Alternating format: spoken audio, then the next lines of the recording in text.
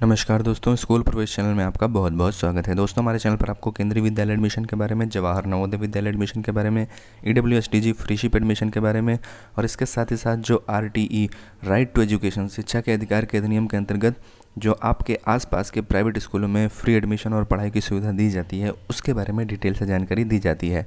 उसके फॉर्म कब निकलते हैं, फॉर्म आपके कैसे भरना है, कब उसका लॉटरी रिजल्ट आता है और फाइनली एडमिशन कैसे कराना है आपको, इसके बारे में हम अपने चैनल पर डिटेल से जानकारी देते हैं। दोस्तों, आज की इस वीडियो में हम आपको जवाहर नवोदय विद्यालय एडमिशन के बारे में जानकारी देंगे। जैसे कि आप लोग को पता है कि जवाहर नवोदय विद्यालय सेंट्रल स्कूल होते हैं जो कि बहुत ही टॉप लेवल के स्कूल माने जाते हैं। तो दोस्तों, आपके सामने नवोदय विद्यालय समिति के द्वारा जारी किया गया एक ऑफिशियल नोटिस है। इसमें इन्होंने बताया है, notification prospectus for admission of students in class 11th। Jawahar Navodaya विद्यालय में क्लास 11th में जाकर कुछ वैकेंसीज़ खाली रह जाती हैं, यानी कि कुछ सीटें जो हैं वैकेंट रह जाती हैं। उन सीटों को भरने के लिए नवोदय विद्यालय समिति की तरफ से एडमिशन की प्रक्रिया की जाती है। तो इस सेशन के लिए जो फॉर्म है वो अब ऑनलाइन अवेलेबल हो गए हैं। तो दोस्तों, आगे देखते हैं इस नोटिस में और क्या है। Online applications are invited from eligible student of admission to class 11th against the vacant seat likely to be available in JNVs during academic year 2021-22। Admission will be made on the basis of performance of student in class 10th board examination, CBSE, state education और other recognised board. तो दोस्तों, class 7th में admission करने के लिए इस बार जो है ऑनलाइन प्रक्रिया होगी और उसमें आपका क्लास 10th बोर्ड में क्या परफॉर्मेंस रहा है उसके आधार पर आपको एडमिशन दिया जाएगा। उसके बाद यहाँ पर नवोदय विद्यालय के ऑब्जेक्टिव के बारे में बताया गया है कि नवोदय विद्यालय क्यों खुले, फिर नवोदय विद्यालय में क्या क्या सुविधाएं मिलती हैं इसके बारे में ये बताया गया है। ये सब आप पढ़ लीजिएगा। ये नोटिस डाउनलोड करने की लिंक मैं नीचे डिस्क्रिप्शन बॉक्स में दे दूंगा। अब मेन पॉइंट देखते हैं कि क्लास 11th में एडमिशन लेने के लिए आपके लिए एलिजिबिलिटी क्या होनी चाहिए। तो अगर आप क्लास 11th में जवाहर नवोदय विद्यालय में एडमिशन लेना चाहते हैं, साइंस, कॉमर्स या फिर आर्ट्स में, तो आपकी जो डेट ऑफ बर्थ है वो 1 जून 2003 से 31 मई 2007 के बीच में होनी चाहिए। यहाँ पर दोनों डेट को इंक्लूड किया गया है, यानी कि अगर आप 1 जून 2023 को भी पैदा हुए हैं तो भी आप एलिजिबल हैं। 2003, मैं 2023 बोल दिया, 1 जून 2003 को अगर आप पैदा हैं तो भी आप जो है एलिजिबल हैं। और इसी तरीके से अगर आप 31 मई 2007 को आपकी बर्थ हुई है तो भी आप एलिजिबल हैं। ये दोनों जो डेट हैं ये इंक्लूसिव हैं, शामिल की गई हैं। और यहाँ पर कैटेगरी के बेस पर, कास्ट कैटेगरी के बेस पर एज में कोई रिलैक्सेशन नहीं है, चाहे आप journal, SC, ST, OBC, non creamy layer कुछ भी हों, आपके लिए एज का क्राइटेरिया यही रहेगा। उसके बाद दूसरी जो एलिजिबिलिटी है वो ये है कि जो कैंडिडेट है वो क्लास 10th पास होना चाहिए किसी भी रिकॉग्नाइज्ड स्कूल से, जो कि CBSE से एफिलिएटेड हो या फिर किसी अदर स्टेट एजुकेशन बोर्ड से या फिर अदर किसी रिकॉग्नाइज्ड बोर्ड से एफिलिएटेड हो। और जो आपका जवाहर नवोदय विद्यालय जिसमें आप एडमिशन लेना चाहते हैं वो उसी स्टेट में लोकेटेड हो। इसी तरीके से आप देख सकते हैं कि criteria for admission of student to class 11th against vacant seat.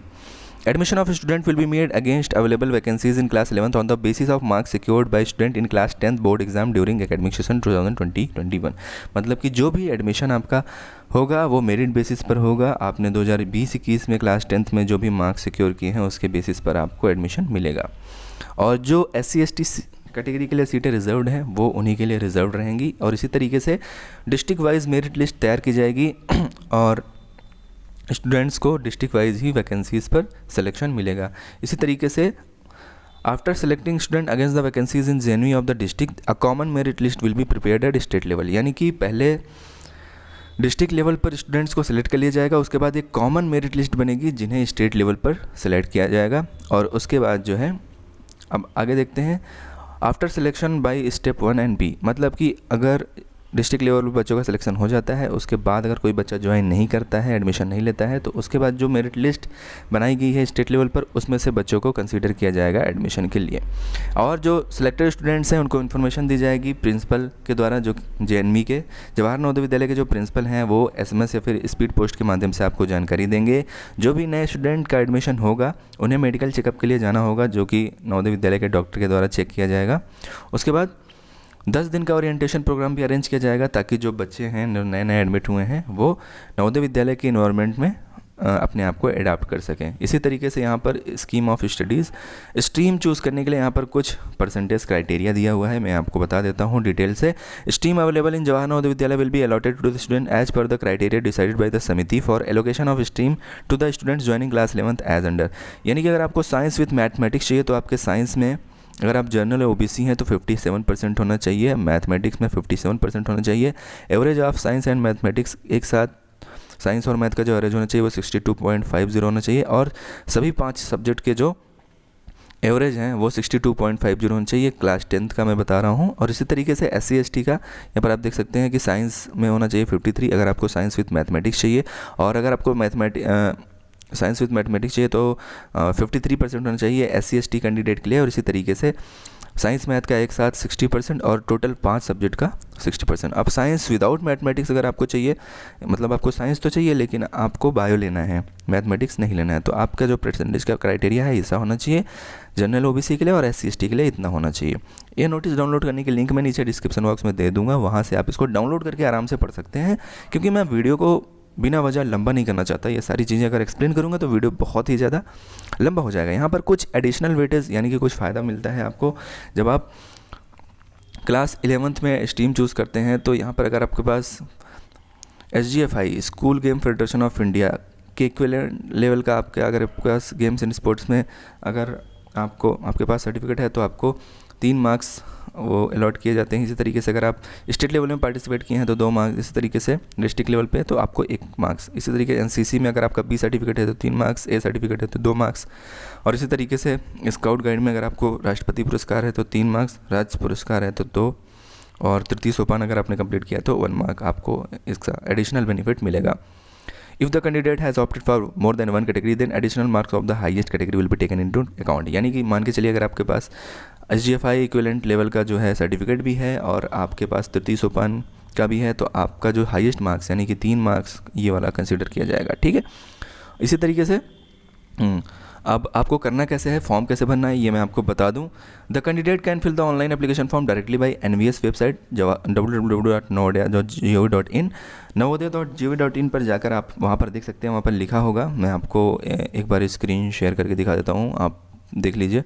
इस तरीके से आप देख सकते हैं, ये आपने navodaya.gov.in पर जाएंगे जब आप तो होम पेज उसका खुलेगा। यहाँ पर आप लिखा है click here for registration through online portal for class 11th lateral entry admission. यहाँ से आपको क्लास 11th के लिए फॉर्म भरना है, यहाँ इस लिंक पर क्लिक करके।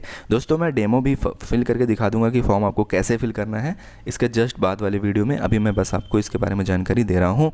उसके बाद While education in the school is free, including board and lodging, uniform and textbook, and sum of 600 per month is collected only from the student of class 9 to 12 towards विद्यालय विकास निधि, यानी कि 600 रुपये fees लगती है बच्चों का। इसमें जो है SC/ST और जितनी भी गर्ल्स हैं उनको छूट दी गई है, और जो स्टूडेंट बिलो पॉवर्टी लाइन पे आते हैं उनको भी छोड़ दी गई है, उनको ये विद्यालय विकास निधि की फ़ीस नहीं देनी पड़ती। बाकी जनरल और OBC को 600 रुपीज़ जो है वो देना पड़ता है।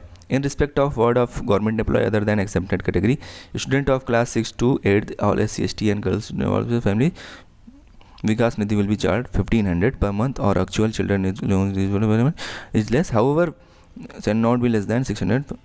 मतलब आप इसके फ़ीस के बारे में पहले तो आपका एडमिशन हो जाए, उसके बाद फ़ीस का आपको वहाँ पर सब कुछ बता दिया जाएगा।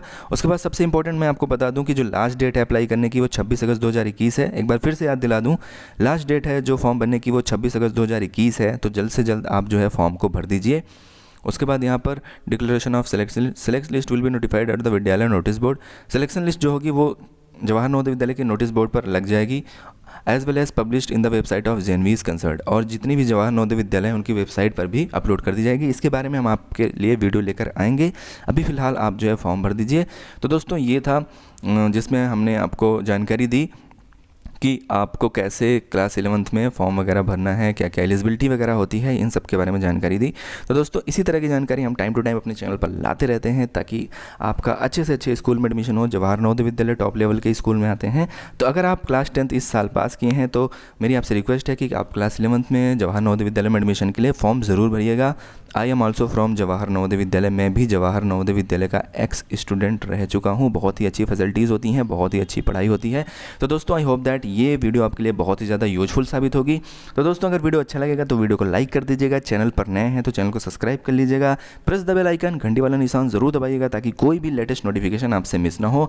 हम जवाहर नवोदय विद्यालय क्लास 11th एडमिशन से रिलेटेड और भी जितनी भी यूजफुल वीडियोज़ होंगी हम आपके लिए टाइम टू टाइम लाते रहेंगे, जैसे कि फॉर्म आपको कैसे भरना है, स्टेप बाय स्टेप कैसे फॉर्म को भरना है ताकि कोई भी गलती ना हो, ताकि आपको आपके इच्छित जवाहर नवोदय विद्यालय में एडमिशन मिल सके। तो दोस्तों मिलेंगे अपने अगले वीडियो में, तब तक के लिए इजाज़त दीजिए, बाय बाय, टेक केयर।